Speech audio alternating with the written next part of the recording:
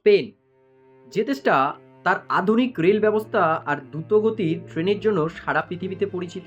কিন্তু এই উন্নত দেশেই এক মুহূর্তে ঘটে গেল এমন এক দুর্ঘটনা যা পুরো ইউরোপকে নাড়িয়ে দিয়েছে। নমস্কার, আমি সঞ্জয়, আপনারা দেখছেন চারকোণ ইউটিউব চ্যানেল।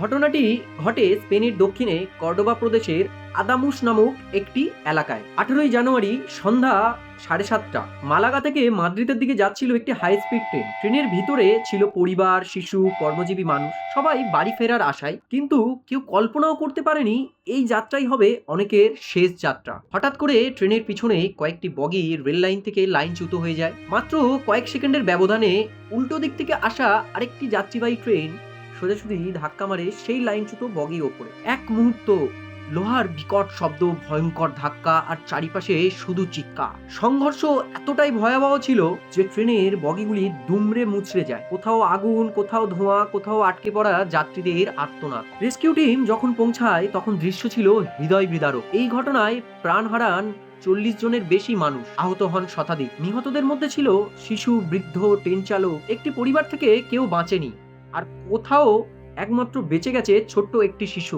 একটি দেশ তখন শোকে স্তব্ধ। প্রশ্ন উঠল, এত আধুনিক ট্রেনে এমন দুর্ঘটনা কেন? তদন্তে উঠে আসে চাঞ্চল্যকর তথ্য। ট্রেনের গতি স্বাভাবিক ছিল, চালকের কোনো বড় ভুলও ধরা পড়েনি। বিশেষজ্ঞদের মতে রেল লাইনের একটি গুরুত্বপূর্ণ জয়েন্ট দীর্ঘদিন ধরে ক্ষতিগ্রস্ত অবস্থায় ছিল। হঠাৎ একটি ছোট অবহেলা, একটি পুরনো লোহার জোড়া, আর তার ফলাফল এতগুলো প্রাণহানি। এই ঘটনার পর স্পেন জুড়ে শুরু হয় তীব্র প্রতিবাদ।